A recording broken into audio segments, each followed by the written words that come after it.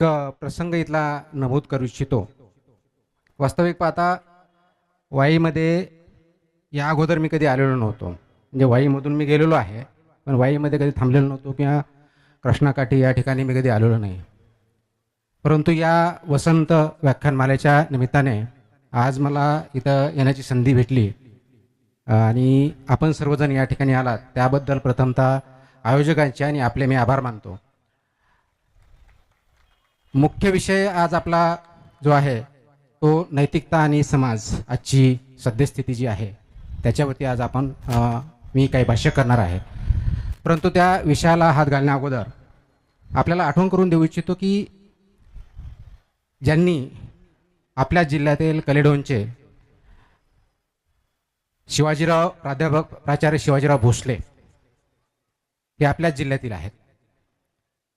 त्यांच्या वाणीनं महाराष्ट्रामधील अनेक ठिकाणी त्यांनी आपले विचार मांडले, प्रबोधन केले, अनेकांचं जीवन त्यांनी उज्ज्वल केलं. त्यांचे सुद्धा या वसंत व्याख्यानमालेमध्ये अनेक वेळेस भाषणं झालेले आहेत. त्यांनी अनेकांना त्यांचे विचार दिलेले आहेत. आणि आज ज्यावेळेस मी या व्यासपीठावर आपल्यासमोर येतोय त्यांची मला निश्चित आठवण होते. त्याचं कारण असं आहे की आजचा जो टॉपिक आहे त्यांच्या जीवनाशी, त्यांच्या घटनेशी संबंधित आहे. आपल्याला आठवत असेल, काही जणांना नसेल, त्यांना महाराष्ट्र शासनाचा राज्य स्तरावरचा आदर्श शिक्षक पुरस्कार जाहीर झाला होता. आणि ज्यावेळेस त्यांना तो जाहीर झाला तो आनंदाचा क्षण होता, कारण त्यांनी शिक्षण क्षेत्रात खूप मोठ्या प्रमाणात भरीव कामगिरी केलेली होती आणि म्हणून ते डिझर्व करत होते. त्यांना तो पुरस्कार त्यांनी जे कार्य केले त्यासाठी दिलेला होता, जाहीर केला होता. ह्या आनंदाच्या क्षणी त्यांच्या मनात काय विचार आले असतील? तर त्यांच्या मनात पहिला विचार आला की हा सत्कार, हा पुरस्कार आपण घ्यायचा की नाही. आणि त्याचं कारण असं होतं की ज्यावेळेस त्यांना तो पुरस्कार जाहीर झाला होता त्यांचे ज्येष्ठ बंधू हे महाराष्ट्र राज्याचे मुख्यमंत्री होते. आणि म्हणून आपल्याला हा आदर्श राज्य शिक्षक पुरस्कार आपल्या बंधूमुळे, किंवा आपले बंधू हे महाराष्ट्र राज्याचे मुख्यमंत्री आहेत त्यांच्यामुळे तर भेटला नाही अशी कुणाच्याही मनामध्ये पाल चुकचुकू नये, की कुणालाही डाऊट येऊ नये, म्हणून त्यांच्या मनात द्वंद्व सुरू झालं आणि त्यांनी तो पुरस्कार नाकारला. ही परिस्थिती त्या काळची होती. याला आपण नैतिकता म्हणतो. अपेक्षित हे आहे की ही नैतिकता आपण सर्वांनी अंगीकारली पाहिजे. पण आज विचार करताना खरोखर ही नैतिकता आपल्यामध्ये वैयक्तिकरित्या, कुटुंबामध्ये किंवा समाजामध्ये आहे का, हा प्रश्न माझ्यासमोर, आपल्यासमोर आहे आणि ती खूप मोठ्या प्रमाणात आहे. शिवाजीरावांची जी नैतिकता होती ती आपण फॉलो करण्यापेक्षा त्याची वाटचाल पुढे नेण्यापेक्षा त्याच्या विरुद्ध दिशेने तर आपण चालू नाही ना, हा प्रश्न आपल्या सर्वांना पडणं अपेक्षित आहे. अनफॉर्च्युनेटली तो पडत नाही किंवा त्या वाटेने आपण चालत नाही. आणि त्या वाटेने कुणी चालत असेल तर त्याला आपण म्हणतो हा वेड्यासारखा का करतो. कारण नदीच्या प्रवाहाच्या विरुद्ध दिशेनं पोहणं किंवा चालणं हे समाजाला मान्य नाही आहे. त्याच्यामुळे याचं काय होणार, हा प्रश्न उलट्या दिशेनं आपण विचारतो. आणि मग अशा माणसांची कमतरता जर आज आपल्याला भासत असेल, अशा विचारांची कमतरता जर आपल्याला भासत असेल, त्याचा दोष शिवाजीराव भोसले यांना द्यायचा, लक्ष्मणशास्त्री जोशी यांना द्यायचा, लोकमान्य टिळक यांना द्यायचा, बाबासाहेब आंबेडकरांना द्यायचा, शिवाजी महाराजांना द्यायचा, का आज आपण स्वतःला द्यायचा, याचा विचार आपण सर्वांनी करणं गरजेचं आहे. आणि म्हणूनच हा आजचा टॉपिक जो आहे नैतिकता आणि आजचा समाज या दृष्टिकोनातून निवडला आहे. आणि म्हणून मला त्यांची आठवण झाली की शिवाजीराव भोसले यांच्या वाणीनं हा समाज पुढे गेला, हा महाराष्ट्र पुढे गेला. त्यांच्या भूमीत आज मी या ठिकाणी आहे आणि मलाही या व्यासपीठावर बोलण्याची संधी भेटते, याची मला सजग जाणीव झाली. आणि म्हणून मी हा प्रसंग आपल्यासमोर मांडला. मित्रहो, प्रथमतः एक गोष्ट लक्षात घ्या. आज मी आपल्यासमोर एक सनदी अधिकारी म्हणून बोलत नाहीये, एक वक्ता म्हणूनही बोलत नाहीये. मी आपल्यासमोर जो बोलतो आहे तो पूर्णपणे एक ट्रस्टी, समाजाचा ट्रस्टी ज्याला म्हणून, विश्वस्त या अनुषंगाने बोलतो आहे, एक सजग नागरिक या अनुषंगाने बोलतोय. आता ज्यावेळेस आपण विश्वस्त म्हणून बोलतो त्यावेळेस समाजाच्या दृष्टिकोनातून समाजाला अभिप्रेत असलेला, आयडियल असलेला व्यक्ती कसा चालला पाहिजे, कसा वागला पाहिजे, समाज कसा असावा याच्यावरती बोलणं अपेक्षित होतं. आणि ज्यावेळेस आयोजकांशी माझं बोलणं झालं त्यावेळेस त्यांनीच मला टॉपिक सजेस्ट करायला सांगितलं की तुम्हीच टॉपिक सजेस्ट करा की ज्याच्यावरती तुम्हाला बोलणं योग्य वाटेल. आणि म्हणून त्यावेळेस विचार करताना मी थोडा रिसर्च केला, या व्याख्यानमाला आयोजक आहेत, त्याच्यामध्ये कोण कोण बोललेलं आहे, त्याच्या पाठीमागची कारणमीमांसा काय आहे, 110 वर्ष झालं आहे. आणि म्हणून मला असं वाटलं की याच्यामधून जे विचार पुढे जातात तोच विचार आपण सुद्धा पुढे नेण्याचा प्रयत्न केला पाहिजे. आणि म्हणून हा टॉपिक निवडला आणि त्या विषयावरती मला आज इथं बोलण्याची संधी भेटत आहे. आणि आपण इतक्या मोठ्या संख्येने इथं आलेला आहेत याचा मला निश्चितच आपल्याला धन्यवाद करायचे आहे. आता ज्यावेळेस हा आपण विचार करतो तर त्यावेळेस मला पहिला एक सिंपल साधा प्रश्न आपल्याला विचारायचा आहे की गेल्या 1 महिन्यामध्ये, आता मला लगेच तुमच्याकडून उत्तर अपेक्षित नाही आहे, पण भाषणाच्या उगात किंवा नंतरही आपण स्वतःला हे विचार करून उत्तर द्यावं अशी मला अपेक्षा आहे, प्रामाणिकपणे द्यावं ही अपेक्षा आहे. गेल्या 1 महिन्याच्या कार्यकाळामध्ये आपण स्वतःला कधी आपल्या विचारांना विराम दिला आहे का? मी परत प्रश्न विचारतो. गेल्या 1 महिन्याच्या काळामध्ये आपल्या विचारांना किंवा कृतीने आपण जे करतोय त्या विचारांना विराम दिलेला आहे का? कधी 2 सेकंद, 3 सेकंद, 5 सेकंद थांबून विचारणा केली आहे का? हे मी जे करतोय ते योग्य करतोय का अयोग्य करतोय? मला वाटतं ज्यांनी हा प्रश्न विचारलेला असेल की कोणतीही कृती करण्याच्या अगोदर, कोणतीही असेल, ती योग्य आहे का अयोग्य आहे हा प्रश्न विचारून काही सेकंद, 5 सेकंद विचार केला, अयोग्य असेल तर केली नाही आणि योग्य मार्गाने जाण्याचा प्रयत्न केला, असे जर काही व्यक्ती तुमच्या माझ्यापैकी असतील तर तेच फक्त जिवंत आहेत. फक्त तेच जिवंत आहेत. बाकी सगळे ऑलमोस्ट आपण मृत आहोत. फक्त सांगाड्यानं, बॉडीनं आपण जिवंत आहोत हा त्याचा अर्थ होतो. आणि जर असा आपण विराम घेतलेला नसेल तर घाबरू नका. आज आपण इथं फक्त त्याच एका कारणासाठी जमलेलो आहोत, विराम घेण्यासाठी. फक्त प्रामाणिकपणे तो विराम घेण्याचा प्रयत्न आपण केला पाहिजे, दाखवण्यासाठी नाही. आणि विराम कोणता? तर प्रत्येक जी ऍक्शन आहे किंवा प्रत्येक जो थॉट आहे त्याला क्वेश्चन करायचा आहे, प्रश्न करायचा आहे, हे योग्य आहे का?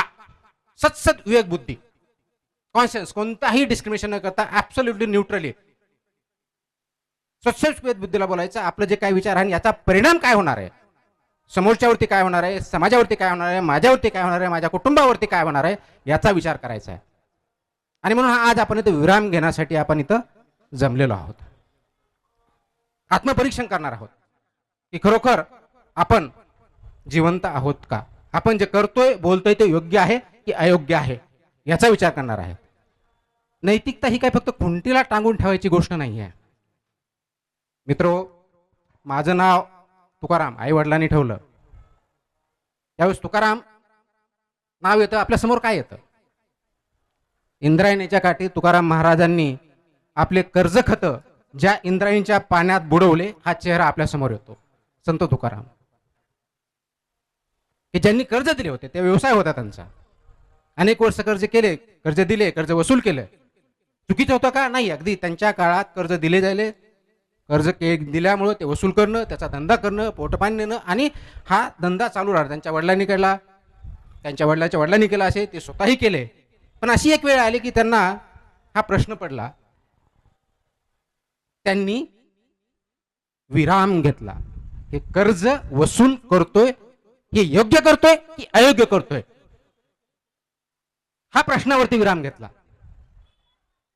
त्यावेळच्या परिस्थितीनुसार कर्ज दिल्यानंतर कर्ज वसूल करणं किंवा आजच्या डेटला सुद्धा बँका कर्ज दिल्यानंतर कर्ज वसूल करण्यानंतर किंवा आपण दिलेला पैसा वसूल करण्यामध्ये नॉर्मल प्रश्नाचं उत्तर काय? योग्य. चुकीचं काही नाही. स्टँडर्ड प्रोटोकॉल आपण जे म्हणतो SOP स्टँडर्ड ऑपरेटिंग प्रोसिजर तीच आहे. त्याच्यात चुकीचं काय? एक्झॅक्टली याच प्रश्नावरती याच विचारावरती त्यांनी काय केलं तर स्वतःला पॉज दिला, विराम घेतला आणि उत्तर त्यांना आलं आपण जे करतोय कदाचित लिगली बरोबर असेल, नैतिक दृष्ट्या ते अयोग्य आहे. कारण त्यांनी काय बघितलं तर कागदावरच्या कर्ज खतापेक्षा त्याच्या पाठीमागची जी माणसं आहेत, मनुष्य आहेत, त्यांचं जीवन जास्त महत्वाचं आहे आणि म्हणून त्यांनी उचलले ते कर्ज खत आणि इंद्रायणीमध्ये बुडवून टाकले, जेणेकरून त्यांना कधीही त्रास होणार नाही, त्यांना जे योग्य जीवन जगता येईल त्यासाठी मी मदत करू शकू. याला म्हणतात विचारांना पॉज देणं, याला म्हणतात थांबणं, विचार करणं आणि नैतिकतेच्या दृष्टिकोनातून निर्णय घेणं. तो फक्त स्टँडर्ड आहे म्हणून नाहीये, तर राईट म्हणून, योग्य की अयोग्य, फक्त लिगल नव्हे, या दृष्टिकोनातून त्यांनी हा निर्णय घेतला. आणि म्हणून आज आपण त्यांना त्यांचं म्हणणं काय होतं? त्यांचं म्हणणं हेच होतं, जे काय रंजले गांजले त्याची पुढे देवतेची जाणावा, हे ज्यावेळेस त्यांनी म्हटलं, म्हणजे आणि नुसतं फक्त म्हटलं नाही. आज आपण घराघरात काही आरती करत असू, काही पोथीपुराण करत असू, मंत्र म्हणत असू, आणखी जे काय करत असू, आचरणात आणतो का? हा महत्वाचा आहे. त्यांनी फक्त ते बोलले नाही, त्यांनी ते केलं, म्हणून ते संत झाले, म्हणून त्यांचे विचार कुठपर्यंत आले. परंतु त्यांची फक्त आपण जयंती साजरी करायची, पुण्यतिथी साजरी करायची, त्याचे अभंग म्हणायचे, फक्त म्हणायचे, करायचं काही नाही, चालायचं काही नाही, याला नैतिकता म्हणत नाहीत, याला नैतिकता म्हणत नाहीत. ह्या आपल्या विचाराशी प्रातारणा झालेली असते. आणि म्हणून त्याच्यावरती न राहता त्यांनी हा विचार मांडला आणि सर्वांना जे का रंजले गांजले त्याशी मनीषी आपुले तोची देव जाणावा, त्याच्यामध्ये देव बघितला, त्या दृष्टिकोनातून ते वागले, फक्त बोलले नाही. त्या तुकाराम महाराजांच्या नावावरती माझ्या आईवडिलांनी माझं नाव तुकाराम ठेवलं. मला दररोज हा प्रश्न पडतो, आज ह्या नावाला मी न्याय देत आहे का? अनेक वर्षे एव्हरी डे, फक्त शासकीय सेवेत आल्यापासून नव्हे, त्यापासून जास्त झालं, कारण जबाबदारी भूमिका बदलली, ती फक्त वैयक्तिक न राहता ती एक सार्वजनिक झाली. आणि म्हणून मला हे प्रश्न पडत गेले, वाढत गेले. त्याच्यावरती मी विराम देत गेलो, विराम देऊन मला जे करणं शक्य आहे ते करत राहिलो, करत आहे. परंतु मला हा नेहमी प्रश्न पडतो की मी या तुकाराम या नावाला न्याय देत आहे का, न्याय देऊ शकतो का? माझा आपल्याला एवढाच प्रश्न आहे, आपण, तुम्ही, मी, सर्व आपले नातेवाईक, मित्र, माणुसकीला न्याय देत आहात का? हा प्रश्न आपण स्वतःला विचारायचा आहे. आणि जर आपण माणुसकीला न्याय देत नसू तर आपण माणूस म्हणून अयोग्य आहोत, माणूस म्हणून आपण जिवंत नाही आहेत. आणि म्हणून आपल्याला ह्या विचारांना, या कृतींना विराम देण्याची गरज आहे, सिंहावलोकन करण्याची गरज आहे आणि त्याच्यातून आपल्याला पुढे जाण्याची गरज आहे. मित्र हो, आज आपण IT च्या युगात राहतो. खूप मोठ्या प्रमाणावरती आपण आपल्या जीवनामध्ये अनेक म्हणतो की मी नियमानुसार चालतो, माझी नैतिकता आहे.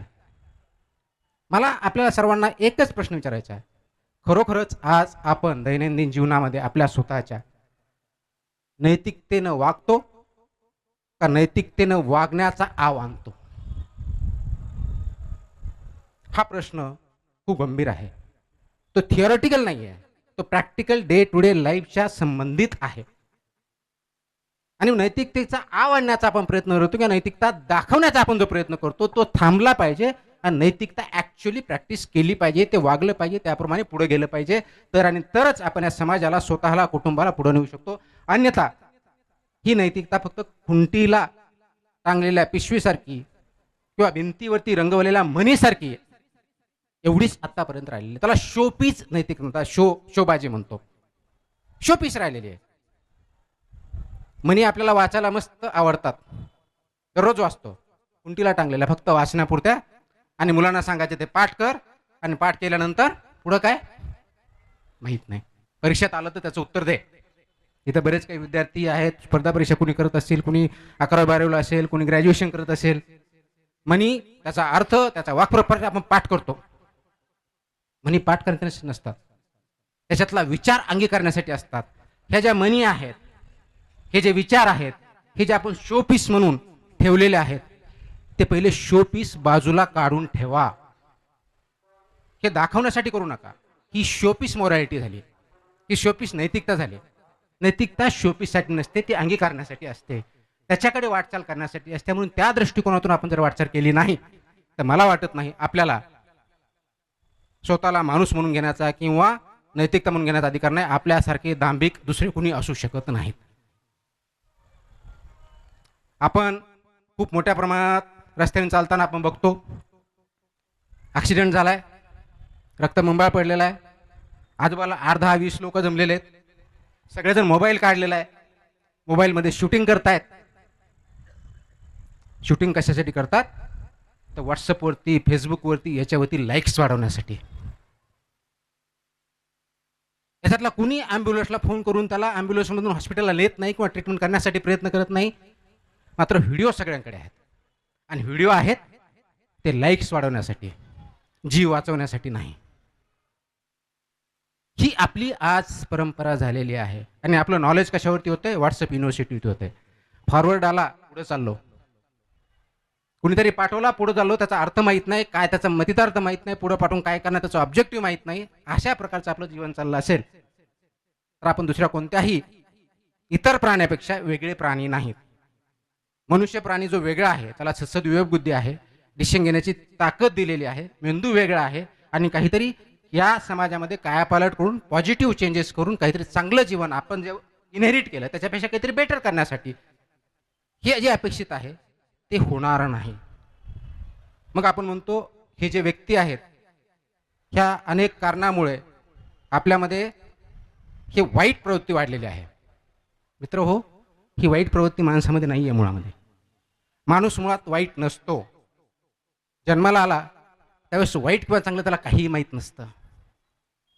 ते आपण शिकवतो किंवा तो समाजात शिकतो.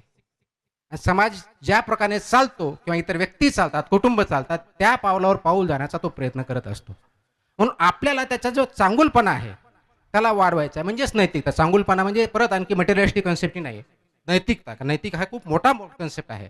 समाजामधली आपण म्हणतो नैतिकता ढासच चाललेली आहे. समाजामध्ये नैतिकता आहे ते तुम्ही वापरत नाही आहात, तुम्हाला ती नकोशी झाली आहे, तुम्ही ती खुंटीला बांधून ठेवलेली, भिंतीवर ठेवलेली आहे.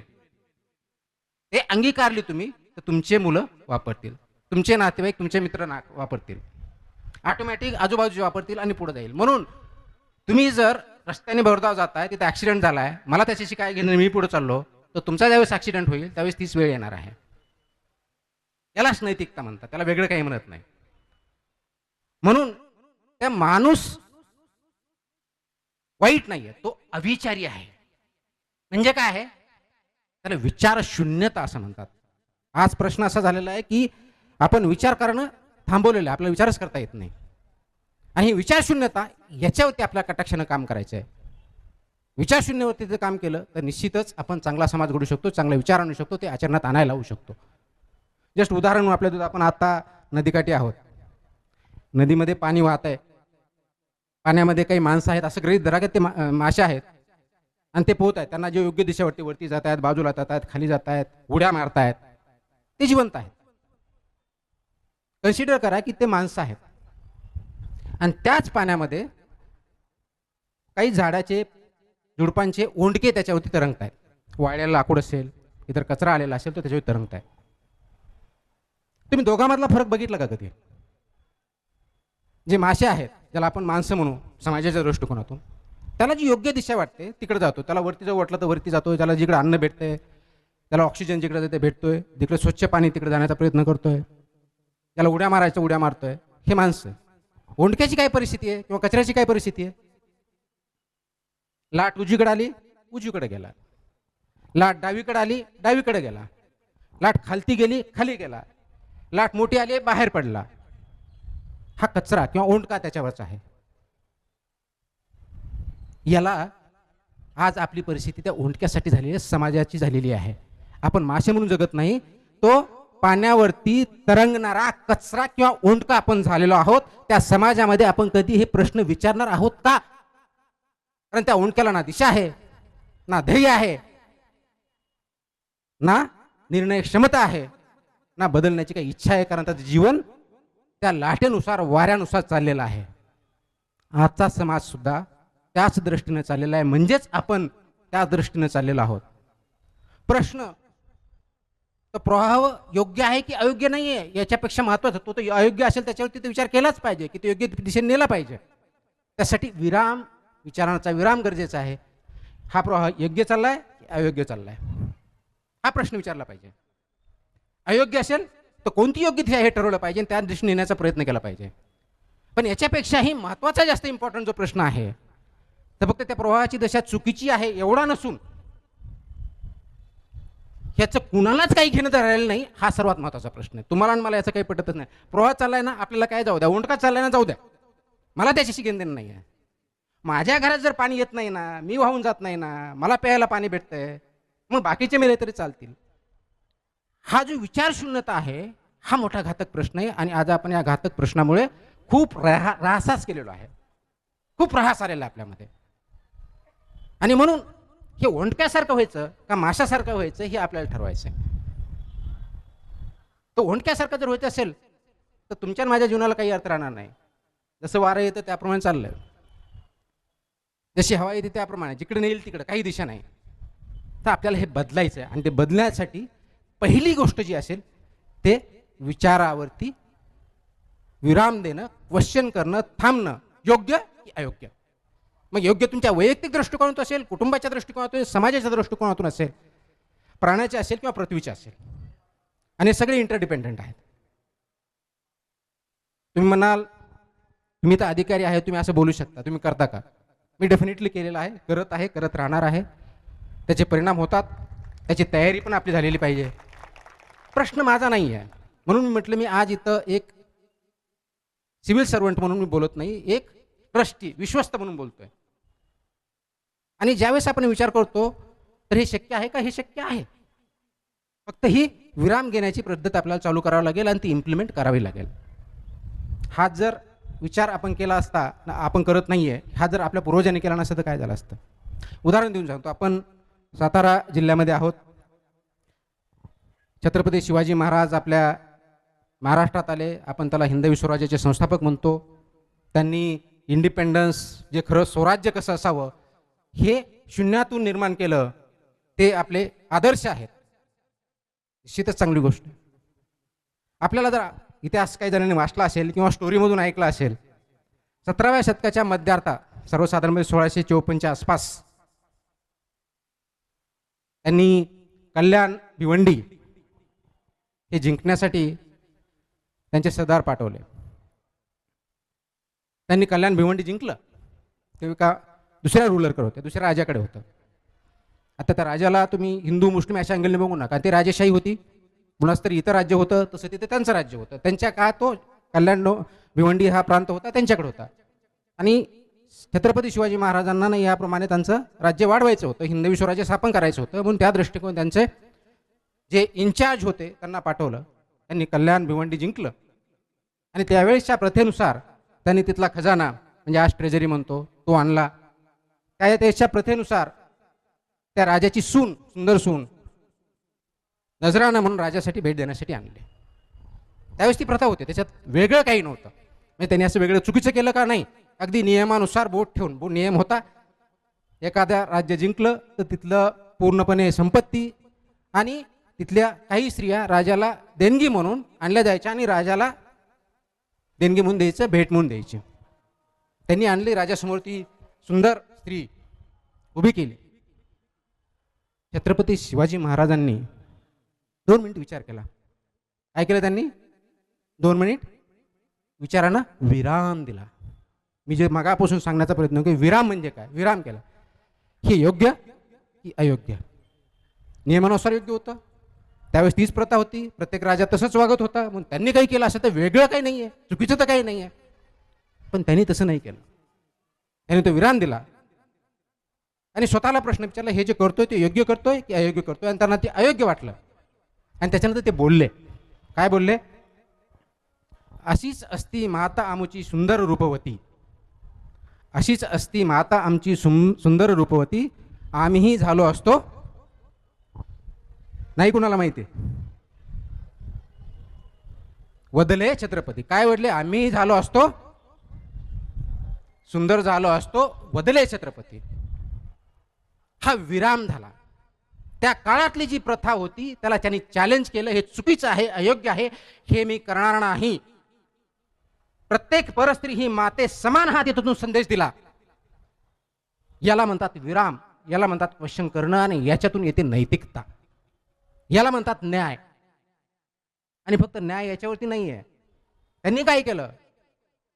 त्या स्त्रीला सगळ्यांना सांगून साडी चोळी करून त्यांच्या घरी पाठवलं. सैन्याच्यानी अगदी पूर्णपणे रिस्पेक्ट देऊन त्यांना वापस पाठवलं.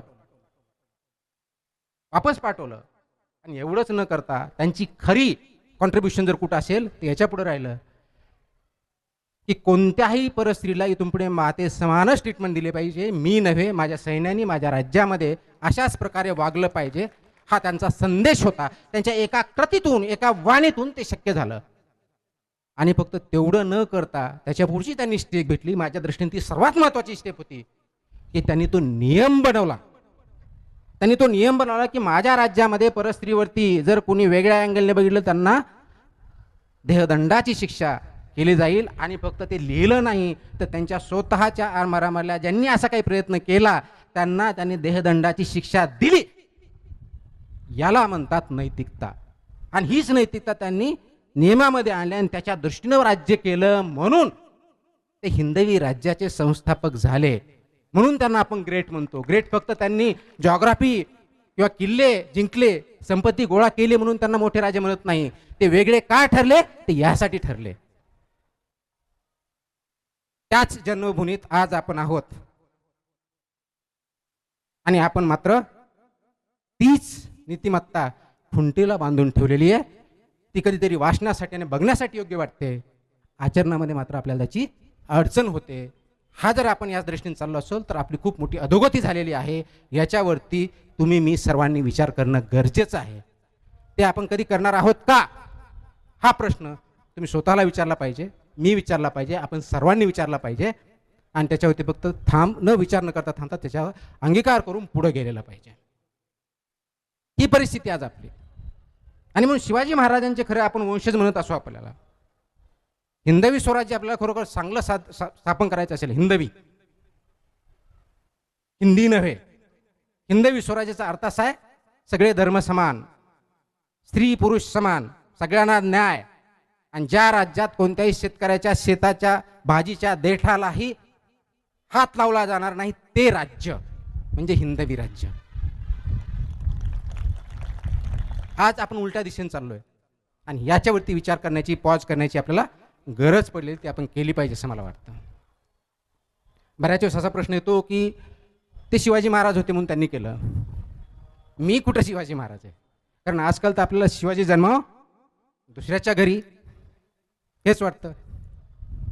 तुकाराम मुंडे ग्रेट आहे, आमच्याकडे नको, दुसरीकडे जा. घरातला कचरा आहे, मला शहर स्वच्छ पाहिजे, घरातला कचरा काढून रस्त्यावरती टाकणार आणि त्रास ब्लेम करणार कॉर्पोरेशनला, काउन्सिलचे लोक येऊन घेऊन जात नाहीत. त्याला आम्ही टॅक्स कशासाठी देतो?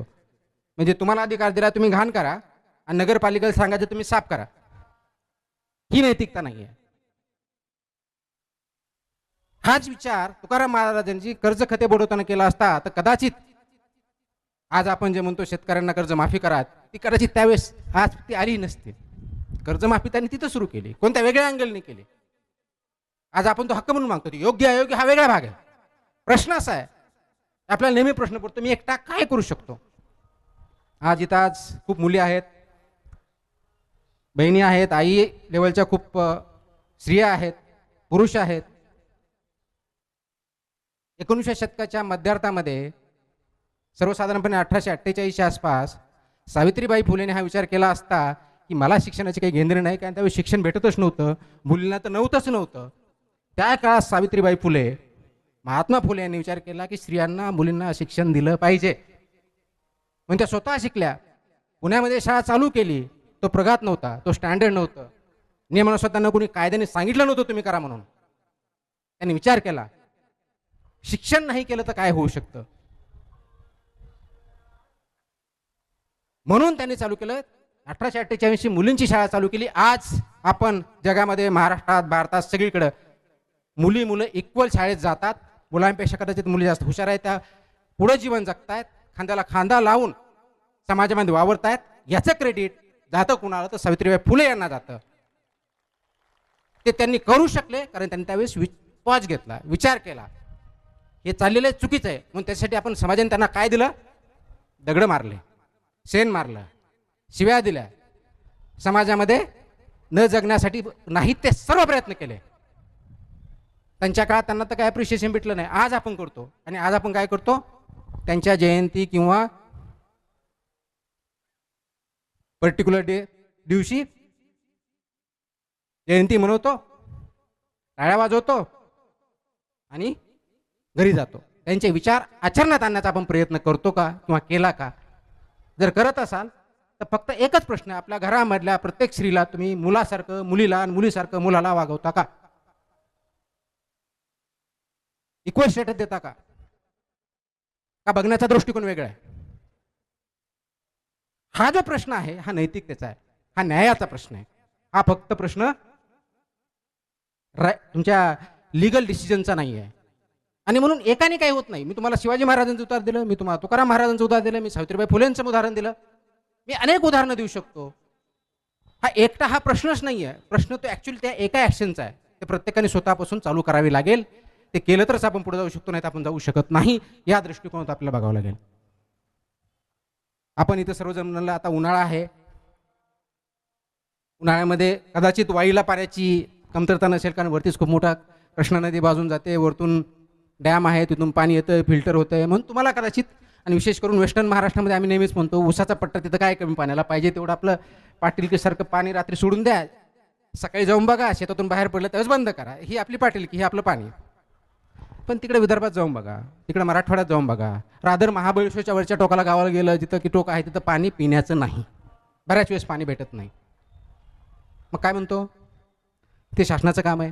शासनाने योजनाच मंजूर केली नाही. शासन म्हणतं मी योजना मंजूर केली, ती जिल्हा परिषदला दिली, जिल्हाधिकाऱ्याला दिली, नगरपालिकेला दिली, त्यांच्याकडून काम करून घ्या.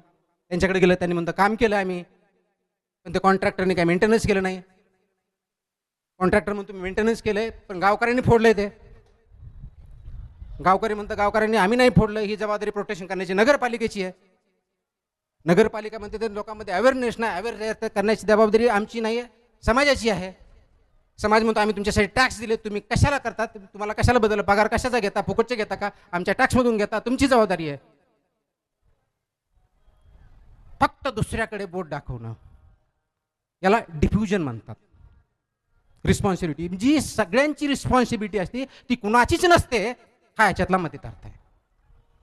एकापेक्षा जास्त व्यक्तींची जबाबदारी म्हणजे ती कुणाचीच नाही. या दृष्टीने आपण वागत असतो. आपल्याला वाटतं दुसरं कुणीतरी करेल, मी नाही दुसरं कुणी.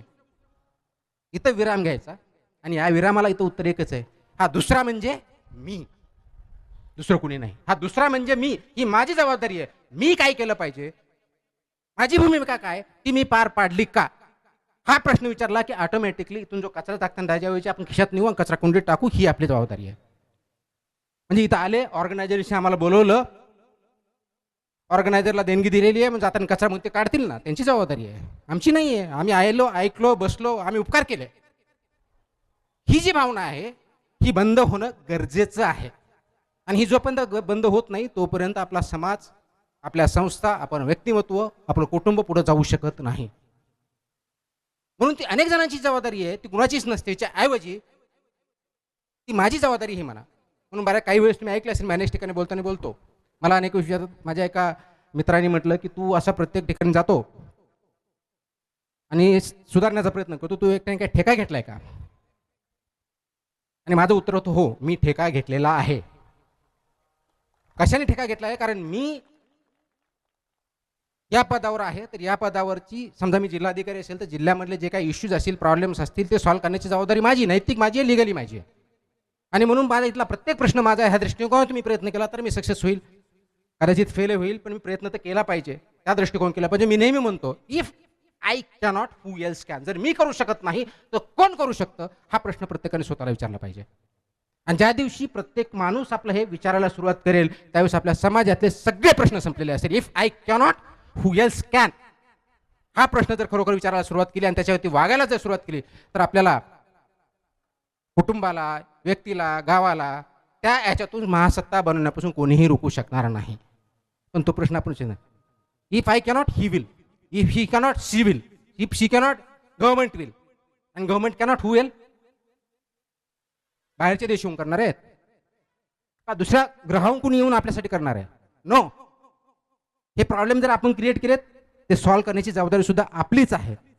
आणि म्हणून if I cannot, who else can याचं उत्तर एवढंच आहे, ते मी स्वतःची जबाबदारी, फक्त जबाबदारी न राहता माझी भूमिका काय आहे ती जर पार पाडली तर त्याला नैतिकता म्हणतात. आणि त्याच्यातून नैतिक कुटुंब, नैतिक व्यक्ती, नैतिक कुटुंब, नैतिक समाज तयार होईल. आणि अशी जर नैतिकता समाज झाली तर आपण जे म्हणतो की आपली घसरण झाली, आपण चुकीच्या पद्धतीने चाललोय, ते चुकीच्या पद्धतीने जाणं आपण थांबू आणि योग्य दिशेनं वाटचाल करून आपण पुढे काम करू शकू. तुम्ही म्हणाल असं मी काय केलं? आम्ही एक उदाहरण देऊ शकतो, बाकीच्यांचे देऊ शकतो. समाजामध्ये अनेक उदाहरणं आहेत. मी जसं सांगितलं, संतांचं सांगितलं, शिवाजी महाराजांचं सांगितलं, सावित्रीबाई फुलेंचं सांगितलं. आपल्याला एक उदाहरण देतो. आपल्याला माहिती आहे, मी सोलापूरला जिल्हाधिकारी म्हणून होतो आणि त्यावेळेस माझ्याकडे पंढरपूर मंदिराचा अध्यक्षपदाचाही कार्यकाळ एक 5-6 महिन्यासाठी होता. आणि माझ्याकडे हा कार्यकाळ एक्झॅक्टली आषाढी वारीच्या 1 महिना अगोदर आला. जनरली जुलै महिन्यामध्ये आषाढी वारी, आपल्याला माहिती आहे, आषाढी वारी 4 वाऱ्यापैकी सर्वात मोठी वारी असते. एक 10-15 लाख लोक महाराष्ट्राच्याच नव्हे भारताच्या अनेक राज्यातून येतात, दर्शनासाठी येतात, पायी पायी येतात, 3-3, 4-4 आठवडे चालत येतात, अनवाणी येतात. आता त्याच्यातून वेगळ्या पद्धती झालं असं, पण पहिल्यापासून जर बघितलं तर अनेक वर्षापासूनची, शतकांपासूनची ही परंपरा आहे. तो चार्ज माझ्याकडे आला. तो चार्ज आल्यानंतर प्रथमतः मंदिरात मी जिल्हाधिकारी, त्याच्या अगोदर जो 6-7 महिने होतो तिथं, पण मंदिरात मी गेलो नव्हतो. चार्ज आल्यानंतर मंदिरात गेलो, कारण जर मी त्या अध्यक्ष झालो आहे तर तिथलं माझं मॅनेजमेंट व्यवस्थित झालं पाहिजे, हा उद्देश होता. आणि विशेष करून वारी व्यवस्थित झाली पाहिजे, हा माझा उद्देश होता. मंदिरात गेलं, मग तिथली माहिती घेतली, कसं चालतं दर्शन, कसं चालतं, मंदिर कधी बंद होतं, कधी चालू होतं, काय त्यांचे नियम, प्रत्येकाचे नियम असतात, ते नियम काय आहेत ते समजून घेतले. आणि मला हे सांगितलं, मी रात्री मंदिर कधी बंद करतात? त्यांनी सांगितलं 11 वाजता आम्ही बंद करतो. उघडता किती? उघडता 6-7च्या आसपास उघडतो, सगळ्या पूजा होऊन मग दर्शनासाठी उघडं करतो 6-7च्या आसपास. 4 वाजता उघडतो, पण पूजा असते वगैरे वगैरे, साफसफाई असते वगैरे. मी परत प्रश्न विचारला की समजा 11 वाजता रांगेत किंवा इथं काही भक्त असतील तर त्यांचं काय?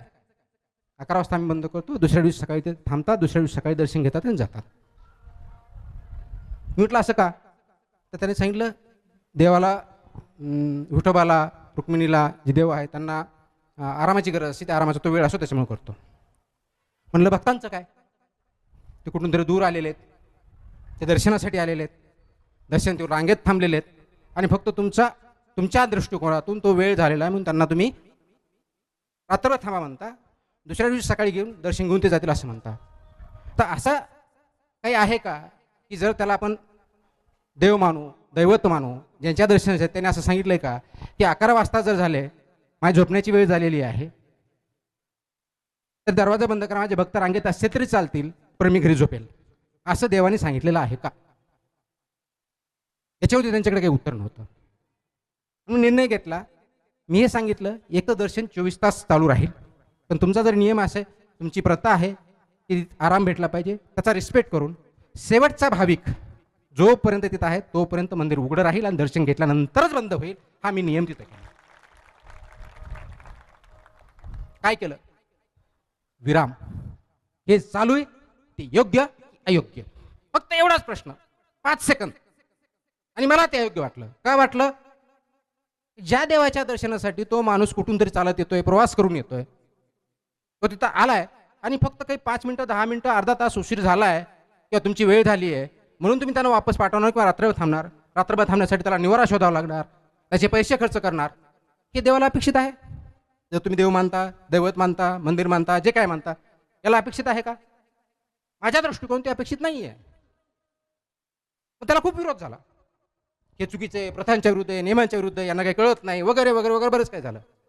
पण मी माझा स्टँड बदलला नाही.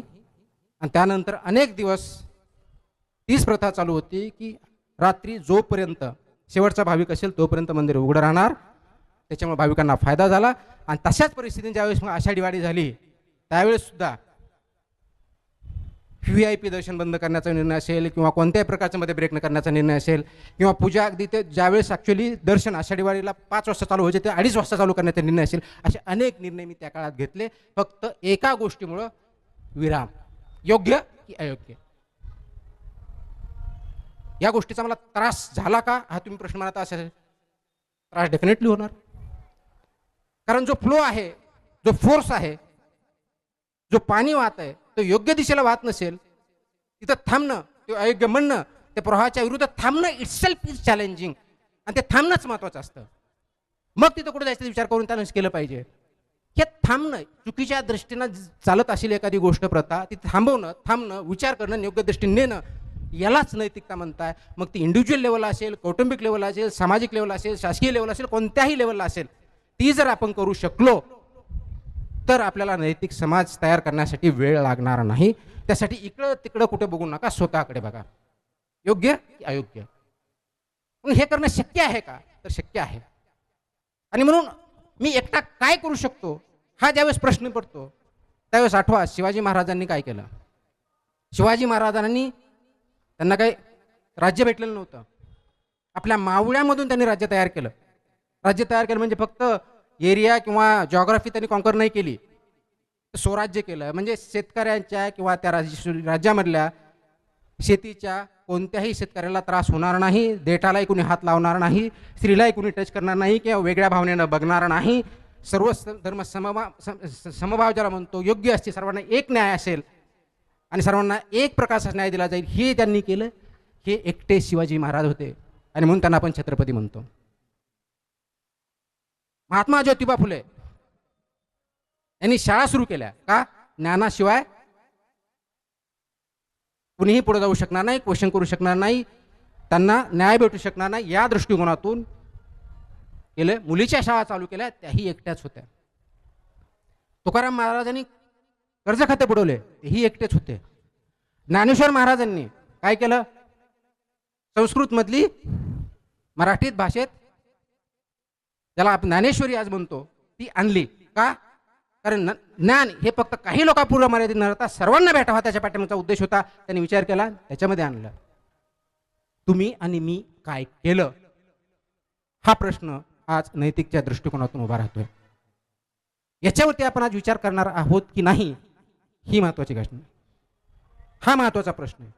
आणि म्हणून आज इथं मला हे सांगायचं की नैतिकता ही फक्त देखाव्यासाठी नाहीये, शोपीस नाहीये, दाखवण्यासाठी नाहीये, ती वापरण्यासाठी आहे, अंगीकारण्यासाठी आहे. ती आपण करणार आहोत का? नैतिकता ही योग्य अयोग्य काय आहे यासाठी बघतो आपण. आम्ही एखादी फाईल बघताना ते नियमात आहे का बघतो. एवढं न बघता, एक केस न बघता, त्याच्या पाठीमागे एक माणूस आहे, त्याच्या पाठीमागे एक स्त्री आहे, त्याचं भवितव्य आहे, एक विद्यार्थी आहे, एक दिव्यांग आहे, त्याचं भविष्य त्याच्यावरती अवलंबून, या दृष्टिकोनातून बघितलं किंवा पॉलिसी निर्णय घेतले किंवा फायलीवरती निर्णय घेतले तर तो योग्य निर्णय होतो. कदाचित बऱ्याच वेळेस लिगल आणि मॉरल या दोन्ही गोष्टी एकत्र असल्याला प्रश्न मिटतो, पण वेगळे असेल तर त्यावेळेस प्रश्न होतो. आणि मी अनेक वेळेस सांगितलं की माझ्या अनुभव ज्यावेळेस मी सर्व्हिस सुरू केली त्यावेळेस बार्शीमध्ये मी अतिक्रमण काढत होतो. पहिली पोस्टिंग होती. अतिक्रमण काढल्यानंतर माझ्यावरती बरेच प्रसंग आले, काढलं, लोकांनी अप्रिशिएट पण केलं, पण मला खूप मोठ्या त्रासाला समोर जावं लागलं. माझ्यावरती केसेस झाल्या. ते करण्याचा प्रयत्न करत असताना पहिली पोस्टिंग मी विचार केला की मी योग्य करतोय की अयोग्य करतोय. लिगली तर करेक्ट केलेलं आहे, रस्त्यावरती कोणाला धंदा करण्याची चुकीचं आहे, त्याच्यामुळे नागरिकांना त्रास होतोय, ऍक्सिडेंट होत आहे, लोक मरत आहेत, म्हणून ते अतिक्रमण काढले. लोकांना 99% लोक खुश, पण ज्यांचे धंदे बुडाले त्यांना वाईट वाटतं, त्यांना त्रास होतो. आणि मग त्या दृष्टिकोन विचार केला, माझ्यावरती अटॅक करण्याचा प्रयत्न केला, केसेस करण्याचा प्रयत्न केला. आणि त्यावेळेस मी विचार करत बसलो होतो, पहिलीच पोस्टिंग होती, आपण काय केलं पाहिजे, ह्या मार्गाने चालायचं, आपला मार्ग योग्य योग्य, चुकीचा की बरोबर, हा विचार केला. आणि त्यावेळेस मी ठरवलं की आपण जो मार्ग निवडलाय त्याच मार्गाने चालत राहायचं. आपल्याला कितीही त्रास झाला तरी पाठीमागे सरकायचं नाही, आणि त्याच्यावर चालण्याचा आजही मी प्रयत्न करतो. आणि त्यावेळेस मी काही प्रिन्सिपल्स ठरवून घेतले, ते 3 प्रिन्सिपल्स होते, आणि ती 3 प्रश्न विचारतो मी. अशी ज्या ज्या वेळेस मला अडचणी येतात आणि अनेक येतात त्यावेळेस मी प्रश्न विचारतो, जे करतोय ते लिगली करेक्ट आहे का नाही आहे. ते तर पाहिजे, कारण ज्यावेळेस खालच्या स्तरावरती अधिकारी म्हणून काम करतात नियमाच्या बाहेर जाता येत नाही. पॉलिसी मेकिंग करताना नियम कसा बनवायचा त्यावेळेस तो विचार केला पाहिजे, तो तर पाहिजे. दुसरा प्रश्न विचारला पाहिजे की ते नैतिक आहे की अनैतिक आहे, तो निर्णय नैतिक आहे की अनैतिक हा दुसरा प्रश्न विचारायचा. आणि तिसरा प्रश्न विचारायचा, हे केल्यामुळं कुणाचा फायदा होणार आहे, एखाद्या व्यक्तीचा होणार आहे का सर्वांचा होणार आहे, जास्त लोकांचा होणार आहे का एक दोन लोकांचा होणार आहे. आणि ह्या तीन प्रश्नाचे उत्तर जर हो पॉझिटिव्ह असतील तर तो निर्णय मी बिनधास्तपणे घेतो, त्याचे परिणाम मला काहीही भोगावे लागले त्याचप्रमाणे आज चाललेलो आहे. हे जर तुमच्या माझ्यासारखा एका गावातला एक माणूस करू शकतो तर तुम्ही डेफिनेटली करू शकता, डेफिनेटली करू शकता, प्रत्येकजण करू शकतो. फक्त गरज आहे तो क्षणभर थांबण्याची, 4-5 सेकंद विचार करण्याची, योग्य अयोग्य याच्यावरती विचार करून त्याप्रमाणे कृती करण्याची. आज मी तुम्हाला स्टार्टिंगला जो प्रश्न विचारला, तुम्ही गेल्या एका महिन्यामध्ये खरोखरच पॉज दिलाय का, विश्राम घेतलाय का, विचारानं दिलाय का, हा प्रश्न विचारलाय का, याचं उत्तर शोधा. आणि इथून पुढे एक लक्षात, दिवसभरात काही जर झालं, तुमच्या समोर कोणी मदतीला हाक मारली तर मदतीचा हात द्या, दुर्लक्ष करू नका, प्रश्न विचारायला सुरुवात करा. आणि हे जर तुम्ही आणि मी करू शकलो तर मला नाही वाटत की तुम्हाला परत कोणत्या तरी वक्त्याची या ठिकाणी बोलवण्याची गरज पडेल. योग्य अयोग्य त्याचा निर्णय आपण घेऊ शकू आणि पुढे जाऊ शकू, हे मला वाटतं. आजच्या दृष्टिकोनातून नैतिकता ही अँगलनी बघितली पाहिजे, ह्या दृष्टिकोनातून बघितली पाहिजे, ती अंगीकारली पाहिजे. आणि म्हणून समाज आणि नैतिकता ह्या भिन्न बाबी नसून त्या एकच आहेत. आणि नैतिकता असेल तरच आपण पुढे जाणार आहोत, हा विचार करून जर वापस जाऊन आपण कृती केली तर, मी मुंबईहून इथं आलो, आपल्याशी 30-40 मिनिटं किती झाले तेवढं मी बोललो, याचा काहीतरी फायदा होईल, त्याचं काहीतरी सार्थक लागेल असं मी मानेल. अन्यथा मी सगळ्यांसारखा फक्त यालो बोलून गेलो, याच्यात मला काही नाही. का जो प्रवाह चाललाय ते न बघता योग्य दिशेला नेण्याचा प्रयत्न करा. जो योग्य चाललाय की नाही याच्यावरती पहिला विचार करा आणि मग त्याला योग्य दिशेने वळवण्याचा प्रयत्न करा. प्रवाहाच्या विरुद्ध पोहणारा मूर्ख नसतो, तो धारिष्ठ्यवान असतो. ते धैर्य ठेवा. आजच्या युगात आपल्याला 2-3 प्रकारचे जे धैर्य लागतं ते महत्त्वाचं आहे. पहिलं आहे बौद्धिक, की जे होतंय ते योग्य की अयोग्य याचा विचार करण्याचं धैर्य असणं, प्रश्न विचारणं. जसं की मी आता बोलताना सांगत होतो की आपल्याकडे माझी आई 1-1.5 महिन्यापूर्वी वारली. 90 वर्षाच्या पुढचं वय होतं, आम्हाला माहीत नव्हतं, कारण माझा बर्थ डेट माहिती नाही, त्याच्यामुळे आईचा वाचण्याचा काही प्रश्नच येत नाही. कारण आमचा बर्थडे ज्या दिवशी शाळेत गेलो त्या दिवशीची डेट आहे आमची लागलेली आहे. आणि आई सांगायची माझा जन्म हा दसरा दिपोळीच्यामध्ये झालेला आहे. आता जूनमध्ये दसरा दिपोळी तर असू शकत नाही, पण रेकॉर्डला माझी मात्र डेट जूनची आहे. त्याच्यामुळे आईचं काही माहीत नव्हतं. आणि आईचा का जे काय आम्ही आहोत, मी, माझे दोन्ही बंधू, आमचं कुटुंब, आईवडिलांमुळे आहोत, त्यांच्या संस्कारामुळे आहे, त्यांच्या भविष्य बघण्याच्या दृष्टिकोनातून फोरसाइटेडमुळे आहोत.